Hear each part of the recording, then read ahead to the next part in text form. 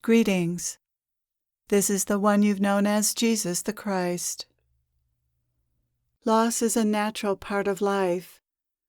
A more truthful way of saying this is change is a natural part of life. This is because loss is actually a story. I've lost something. It's a subtle way the ego turns change into a sad story. The ego makes the impersonal experience of change personal by thinking of it as my loss. Change naturally happens, and it happens to everyone. It isn't personal. You aren't being personally persecuted, which is often how the ego feels. It feels victimized by change. That shouldn't have happened. Why me? This is not to deny the sadness in a loss. It's natural to be sad over the loss of something or someone. But it's the ego that creates the kind of sadness that lingers and hurts so much. The loss of something or even someone doesn't have to feel sad to the extent that it does. This may sound blasphemous. Many feel they wouldn't be honoring the passing of someone or something if they didn't feel sad. The amount of sadness someone feels over a loss is often taken as an indicator of their love for what's been lost, but that simply isn't true. To even question this belief stirs up a lot of feelings in people, but I'm here to free you from the unnecessary pain and misconceptions behind pain, so I must tell you the truth, what's possible in the enlightened state. I'm not saying that someone who's enlightened would never feel sad, but that sadness is different from what most people feel, because the enlightened person's relationship to that feeling and to all feelings is different. Sadness and other feelings created by egoic thoughts linger and affect the ordinary person much more than these feelings affect someone who's enlightened. In the enlightened state, feelings arise, as they always have, but they aren't identified with in a way that causes suffering. I'm making a distinction between sadness that's experienced as painful and sadness that's not experienced as painful in the same way. In the enlightened state, when sadness arises, you feel it fully, but it doesn't become the sadness of the ordinary human being. It's difficult to describe that difference if you've never experienced it, but I will try. Those who are enlightened experience the feeling of sadness as a set of sensations, a sense of sadness, an experience. This experience moves into their awareness and becomes prominent, and then it passes, like a rainstorm. And like a rainstorm, there may even be tears, but those tears aren't connected to a story. They feel clean, cleansing, and leave no residue. Then the sadness, like all storms, naturally ends, and other experiences take the place of that sadness. Once the storm has passed, that feeling isn't carried over into other moments. Sadness may arise again some other time, and then it's experienced simply and purely again for the relatively short while that it's present. In this way, feelings are not strengthened, but healed. I grant you that enlightenment is relatively rare, and you have few models of it. I was but one, and yet enlightenment is everyone's destiny. So you might as well know what the destination looks like so that you can point yourselves in that direction. What I'm talking about is not denial or suppression of feelings, but rather the natural evolution of feelings within the human condition. Ordinarily, what happens with this very natural emotion is that the pure feeling of sadness gets attached to stories, which turn the feeling into something personal. I'm sad. Your language expresses this personalization of feeling, which helps to maintain your identification with sadness. Who is the I that is sad? It is the false self, for it would be impossible for the true self to be anything. The true self just is. It is only the false self that can be sad. Once a feeling has been identified with in this way, the experience of the feeling moves into the realm of suffering. Sadness and other emotions, in fact, give life to the false self. Who are you? I'm sad. And so now you know who you are. You've defined yourself. The false self has been given definition. The true self's experience, on the other hand, is an ongoing sense of wonder, love, gratitude, and joy in existence. If the true self is anything, it is the experience of these higher feeling states. The ego both wants to be sad, since it seeks to magnify the sadness through stories, and it wants the sadness to go away. The ego pumps up feelings with stories and urges you to act them out, which further strengthens them, making them seem more real and meaningful than they actually are. Then the ego is unhappy with the feelings it has created. Acting feelings out and giving voice to the stories behind the feelings is one of the ways the ego tries to get rid of feelings.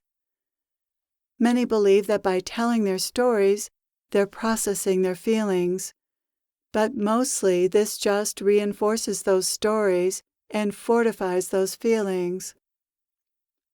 Even many psychotherapists accidentally cause more harm than relief by attempting to help people process their feelings this way.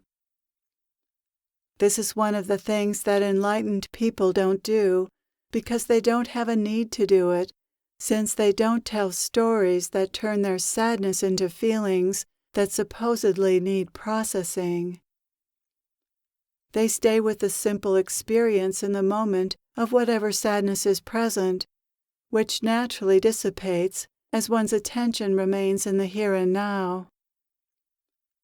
Even in a moment of sadness, there's so much more going on than the experience of sadness, including other feelings, such as love. The enlightened person is in touch with the love and the perfection of life, which swallows up any possibility of resisting the sadness or telling the story that the loss shouldn't have happened, or any other story. When you don't resist a feeling that's present, but just experience it, the feeling naturally changes, and life moves on. That feeling of sadness may arise again, even frequently, but then it's noticed, and in so doing honored, and that honoring of it allows it to relax and release. If no stories are being told about the sadness, then it won't remain any longer than its natural lifespan. Stories, even the story "it shouldn't have happened," keep feelings alive.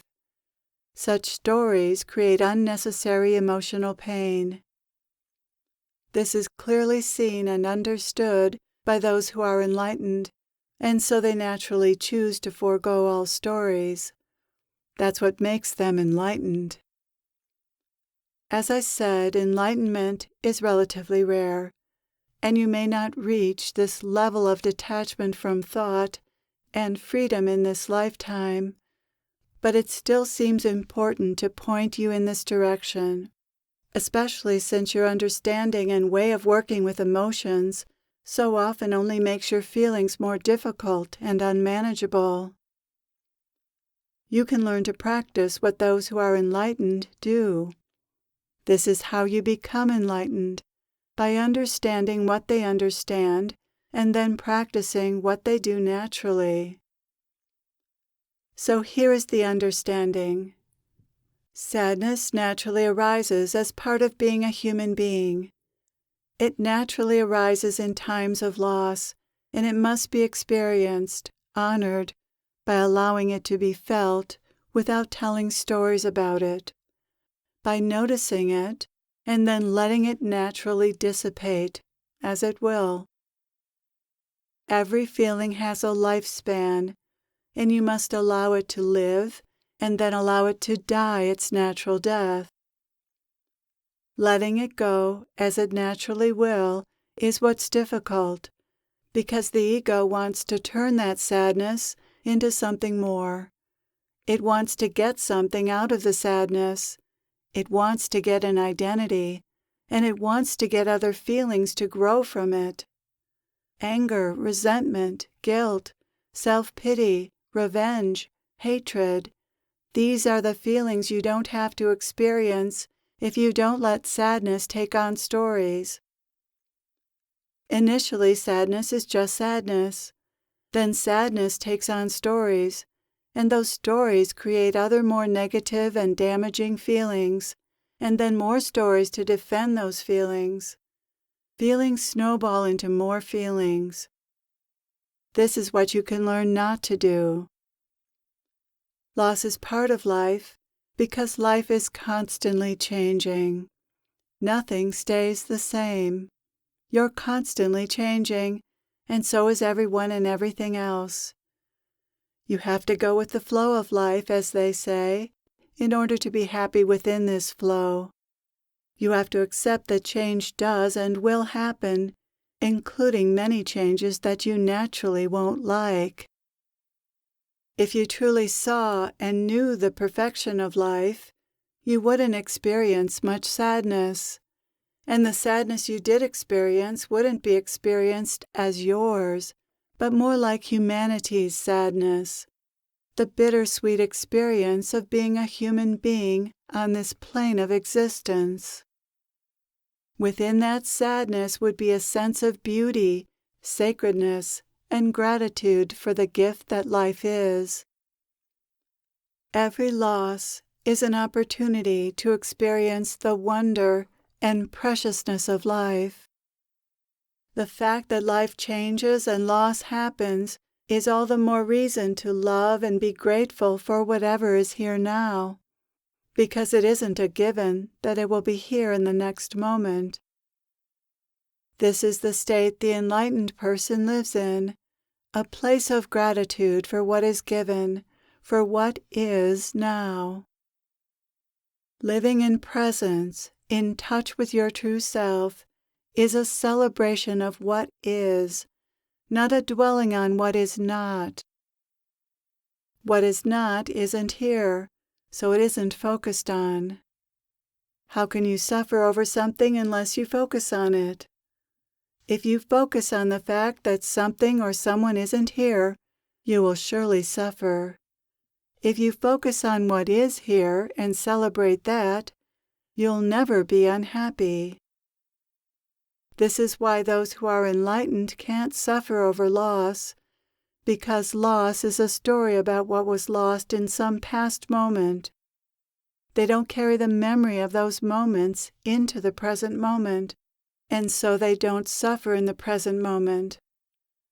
They live in gratitude for the now, which has everything you need to be happy, since it's always possible to feel grateful for what is. There's always so much to be grateful for.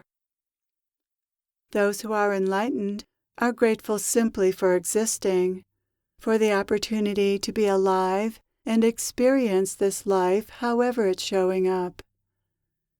That's the enlightened state, so how could you suffer if that was your experience? The fear of loss, like all fears, is a fear of something happening in the future. You can see what a waste of time such thoughts are when the future you imagine doesn't exist and will never exist as you imagine it, and your thoughts can't affect it anyway. Those who are enlightened are happy because they stay in the present moment and drink it in fully. They aren't lost in ideas about the past or the future, which is where suffering lies. What would be the point of contemplating possible future losses? Why would the ego do that? Does it serve in any way? Can you come up with one reason why someone needs to do this? It's quite easy to see how unnecessary it is to dwell on such possibilities, how this doesn't serve. And yet people do this, and even become obsessed with fears of some future possibility. Why? Because if you let your mind run wild, that's what it will do. The egoic mind isn't rational. It isn't serving you. It's the primitive part of the brain, not the part of the brain that is helpful to you in your life, the part that stores helpful conditioning and thinks rationally. It's important that you realize that the voice that you believe is your very own voice is actually a voice that brings people down, and it does this in ways that are quite insidious and not so easy to see through. My purpose is to expose the ways that your very own mind, by presenting you with fearful thoughts, causes you to suffer. This, then, prevents you from tapping into the inner resources you've been given to deal with life's challenges, resources such as courage, patience, acceptance, wisdom, and love. The suffering caused by your fears is bad enough, but your fears also keep you from knowing who you really are and living as that. The fear of loss is just more resistance on the part of the ego to the way life is. The ego doesn't like life the way it is. It's afraid of life, and it makes you afraid of life. The fear of loss, like all fears, pretends to be helpful by pointing out something you should be afraid of, something you should look out for. Such thoughts imply that there really is something to be afraid of, when there isn't. They suggest that you be afraid of loss, and so you are. But what good does it do to be afraid of loss? Even if loss were something you could predict, what good would it do to be afraid of it? Fear doesn't protect you from loss, or prepare you for a loss. Nothing can do that, and nothing is needed for that. Fear of a future loss is an imagination, so why would you need to prepare for something you have only imagined? Your true self is well equipped for dealing with any loss that might actually occur when it occurs. All fear does is make you unhappy with life. When you believe your fears, you're seeing life through the ego's unhappy eyes, which means you aren't looking out through your true self's eyes, the eyes of gratitude, peace, and love.